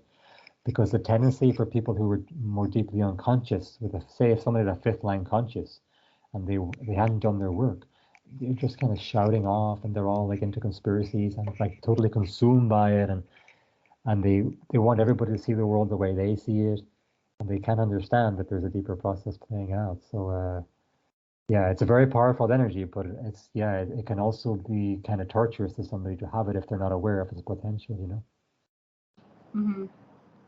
Well, I really like. I feel like this is very validating. Like for me, I really believe that everybody has like things that can be a strength or a weakness. Yeah, But I just feel like so many times, like we just spend our whole life, like such a big chunk of our lives, treating something as a weakness, and not really channeling the energy it has to create something great. So you just become your whole life becomes trying to run away from your weaknesses rather than seeing it as a strength and using it. Like if that makes sense. yeah, right. Yes. Yeah, a big part of that too is the not self, like going into the not self to really be able to see these parts of ourselves more clearly. So they're Yeah. not passing through the filter of our conditioning. And also all these gates that you have, they're all playing out with a specific, like you'll see the dot, whatever line is also activated. So you can see, for example, like the pressure in you to correct a pattern is playing out with a specific line. Like, oh, sorry, that's a line 3 also. Do you have that in yours? Say again? Do you have that defined in yours, in your design? The 58? Yeah. No, I don't. No. Because I was gonna say, what it feels like, and I wonder if someone else that has that defined in theirs, I wonder if they feel it too. But like for me, it feels like, so when there's like kind of like a sexual assault incident, and where like between like a guy and a girl, the guy is like, well, she was clearly asking me to approach her. She was clearly asking for it, practically begging me to approach her or seduce her or whatever. Yeah. She's giving me all the signals. And why, Mm. like, I don't understand why she's so upset. So that's how it feels like for me when I'm around people with issues, like, Yeah. uh, or what I perceive as a problem. And I feel like, oh my gosh, they're begging me to fix this. Like, I have Uh, to say, Yeah, yeah, yes. Yeah, there could be something in that for sure, yeah. Like, 'cause, energetically, who knows what process is playing out? Oh, also, let me mention to you, the fifth line, the yeah, fifth line attracts a projection field. So okay. unconsciously, people will project onto you as being able to solve their problems. And you will feel that, even subconsciously, you'll probably pick up on that. And that may well activate then this root pressure in you to correct the pattern. And it's definitely worth reading about the projection field that the fifth line attracts, because people will perceive it in you that you have this perspective and that you can potentially solve their problems. So yeah, even existing around other people and other groups, it can be very beneficial for you to be aware of that. I just thought that as you were describing that problem, it really just triggered the memory of the fifth line projection field. Does So that make how sense about the projection? It makes a lot of sense. Hmm. Actually, a lot of sense. In your opinion, how can I project it, or how can I, sorry, because it is very satisfying to me to like problem solve with people. Yes. Uh, so how can I, if like I feel like doing that intuitively, how can I do it in a way that will be best received and not come off as adversarial? Yeah, you have to make sure you're guided by your intuition. So feeling that energetic in with the person, feeling are they open? Is there an inviting energy in them? The more inviting they are outwardly, the more easy it will flow. But there can also be an unconscious projection on their part onto you because a part of them can see that you know. But it's Uh, so they're not consciously wanting it. they may not, yes, exactly, yeah. They may not be consciously aware that they want it, but they may want it at a deeper level.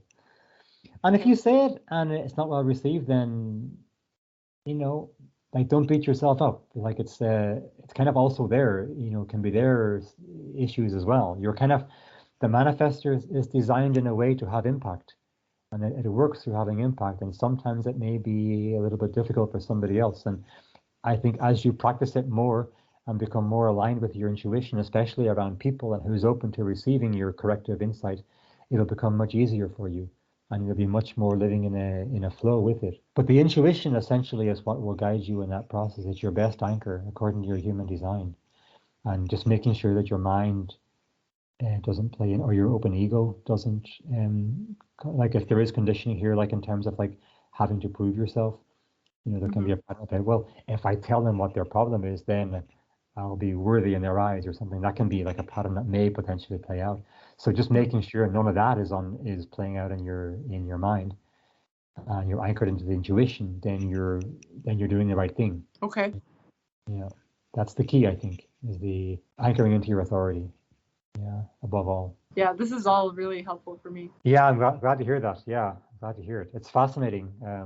Yeah, when you go into someone's design, what it shows, it never fails to amaze me, despite how many readings I do. Yeah, it's amazing to me, and I can tell that you're in experimental mode too. Even when you're doing this, like you're not providing a service to me because this is like, or you don't, it doesn't feel like you feel like you're doing that. Like it feels like you're still experimenting yourself.